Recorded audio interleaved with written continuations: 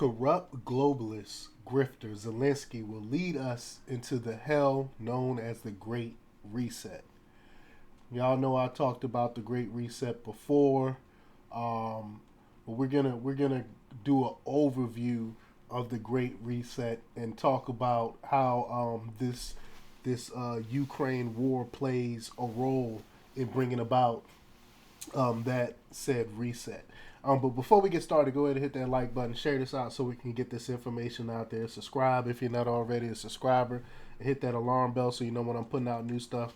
Also, check out my link tree in the description. It has a link to my Patreon where I talk about things I can't talk about here. There's also a link to my Instagram and my merch store where I have I Will Not Comply t-shirts. So check that out as well. All right, let's talk about this news. There is a thing called the World Economic Forum. Its stated mission is the forum engages the foremost political, business, cultural, and other leaders of society to shape global, regional, and industry agendas. It was founded and is headed by its perpetual chairman, Klaus Schwab. Schwab sees his position as emperor of the world. He plans to determine how you will live in the future.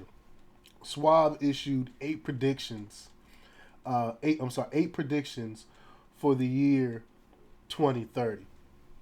And it's been covered before, but I just want to do a little overview first. One, you will own nothing. Two, there will be a global tax on carbon. Three, U.S. dominance is over. We have a handful of global powers. 4, hospitals will disappear. 5, you will not eat red meat. 6, you will bow down to refugees. 7, the value that built the West will have been tested to breaking point. 8, we will head to Mars. This is why BlackRock is buying up all housing and Gates is buying up all farmland. Now this stuff is starting to make sense, right? The WEF is committed to ending the U.S. as a superpower in favor of China. Know who else is committed to that? Joe Biden, Vladimir Zelensky, and China. Just look at all their policies, and it equates to those 8 things that I just went over. The U.S. is forking over another $45 billion to Ukraine in our proxy war with Russia, while the left is pleasuring itself with pride in that other things are happening. A hero to many in Congress, Zelensky has a history of crushing dissent.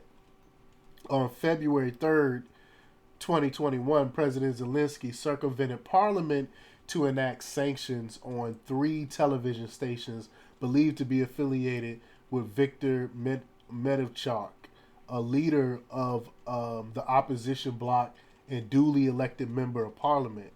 The channels were immediately taken off the air, including News One, that was quoted above. And going further, Zelensky sanctioned the air travel company used by Medvedchuk and pressured American social media companies like YouTube and Facebook to deactivate the accounts of Medvedchuk affiliate companies, which they ultimately did, of course, and instituting censorship. And we know all about the censorship that goes on from government entities and people like Zelensky. Ignoring international backlash, on August 2021, Zelensky passed broad sanctions against various digital media publishers, once again without the involvement of Parliament. Strana, one of Ukraine's largest outlets at the time with 24 million visits per month, was a primary target of the sanctions after its primary URL, strana.ua, was cut off. The outlet was forced onto another domain, Strana.news, which is still forbidden in Ukraine. Strana's viewership dropped by more than 94%. Zelensky is now threatening to ban religions. He has nationalized the media, something Joe Biden and the FBI tried to do here. Ukraine invested heavily in the Bidens over the last 10 years. Biden was able to have fired the prosecutor investigating Burisma, the energy company, paying the renowned every expert Hunter Biden. I'm sorry, I'm trying to get this out. I'm still a little bit under the weather, but for paying Hunter Biden $80,000 per month. Mind you, he don't know nothing about gas or anything like that, but they were just paying him $80,000 a month because of his last name. We all know that. Zelensky is collecting on the debt due, and Zelensky has some serious leverage now. And remember, that's what Trump was going to investigate. He went to investigate Burisma and the business dealings that was going on in Ukraine.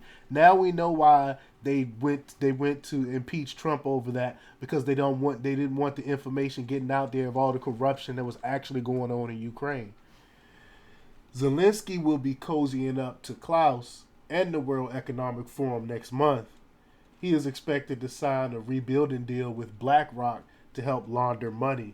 And we know I talk about BlackRock a lot. That's another entity. They back the ESG stuff. They're all for everything that's going on in the World Economic Forum. BlackRock is as corrupt as can be. Meanwhile, Klaus is inching closer and closer to China. The World Economic Forum, the narrative and ideas shop of the global ruling class, is continually expanding into China in a big way, and the outfit seeks to ramp up collaboration with its ideological kindred spirit in the Chinese Communist Party.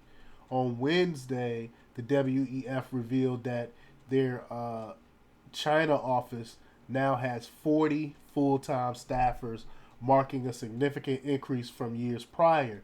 The news came within a press release appointing Liming Chen, a Chinese business executive, as the chairman and chief representative officer of the World Economic Forum's Beijing representative office.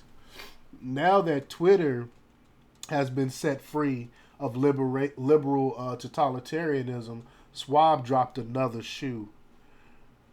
Prior to its upcoming conference in Davos next month, the World Economic Forum appears to have joined the cancel campaign against Twitter, taking to recommending Chinese state-controlled social media apps to follow along with Davos man into the future. Through its founder, Klaus Schwab, and partner organization, the WEF has a very cozy relationship with the Chinese government. Davos recently revealed that their China office now has 40 full-time staffers that I already alluded to. Moreover, every year in Beijing, the WEF holds its, quote, annual meeting of the new champions, which facilitates partnerships between international businesses and the Chinese Communist Party. In 2018, the CCP awarded Klaus Schwab with its China Reform Friendship Medal, a medal for non-Chinese people who do the CCP's bidding overseas. That's why I did a whole video on how Klaus Schwab was caping for China, saying that China is the model for the rest of the world, really. You might have heard that TikTok is a digital pathway for the information of gullible Americans to be fed straight into the CCP. Trump tried to have TikTok banned. Not so with the WEF. They rather ban Twitter, where people are open to speak their mind. Davos 2023 will feature Xiaozi Chu, the CEO of TikTok, on stage.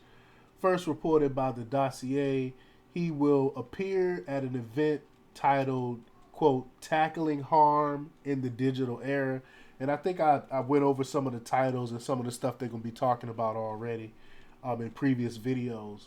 And the WEF has awesome plans for us. In case you missed it, the dossier has obtained an early partial list of both events and confirmed speakers for Davos 2023. On the agenda, and I cover some of it, on the agenda for the 2023 conference includes events titles such as Why We Need Battery Passports, Leading the Charge Through Earth's New Normal, A Living Wage for All, Enabling an Equitable Transition. That's another buzzword, equitable. And Beyond the Rainbow, Advancing the LGBTQ plus rights, among others. You know, it's the stuff that we see our mainstream media pushing. That's what the same stuff the WEF is pushing. This is where all this stuff come from. The ESG, the environmental stuff, all this stuff comes from this conference. Uh, China wants to supplant the U.S. as the world's imminent superpower and seeks to replace the dollar with the yuan, um, as the world reserve currency. What will happen if the U.S. lost that status? I mean, we already see we're losing the petrodollar because of the stupid Biden's pissing off the Saudis, and they already turning our back on us and starting to work with the Russians and stuff like that because of Biden policies. So here's how that might play out if some exogenous shock caused the world to start questioning the U.S. dollar's reserve currency status. First, it's important to recall that minus a complete disaster, it would take years, if not longer, for ingrained habits within financial markets to adjust. That's just how markets do. It never really happens like overnight. But even some deterioration would be a bad thing. It would mean less demand for dollars, which translates to less demand for U.S. Treasury bonds. Interest rates in the U.S., especially at the long end, would rise. For our government, that means interest expenses goes up as a percentage of GDP. A bad thing given that federal debt is more than 120% of GDP. This would impede the government's ability to spend as the vast majority of tax revenues suddenly gets devoted to paying interest on the debt. And if some portion of the foreign investors and central banks decide to stop revolving their U.S. Debt holdings, that would cause that could even bring into question the ability of the U.S. to repay without resorting to printed money, putting further upward pressure on interest rates and downward pressure on the dollar. You know, which basically causes even worse inflation than what we already have. Uh, Dollar volatility would accelerate the move away from the dollar into some more stable alternative. But hey, at least we would suddenly export more. Domestically, higher interest rates, capital flight to diversify out of the US dollar, and lower government spending would put pressure on stock and real estate prices as well as the economy. Losing reserve status would also impact the U.S. Already limited ability to fight off any resultant recession with monetary policy, as the Federal Reserve would need to choose between raising rates to defend the weakening dollar or lowering rates to defend the weakening economy. I mean, that's a hard choice. I couldn't even tell you which one would be the correct choice if that something like that happens. So Zelensky, who is effectively the president of the U.S. at the moment, is leading the U.S. down the road with the compliance of Joe Biden, Mitch McConnell, Nancy Pelosi, and others who are too busy insider trading defense industry stocks to worry about U.S. sovereignty. Now add on Biden's plan to flood the U.S. with the dregs from the rest of the world, and you can see where this is going. um, Zelensky wasn't always able to so easily bend over the president of the U.S. I mean, you could compare how he was with Trump to how he is now with Biden. He basically runs the show. But let me know what you think. Leave your comments down below. Like, share, and subscribe, and check out democrepublics.com for the latest in news. Until next time, peace.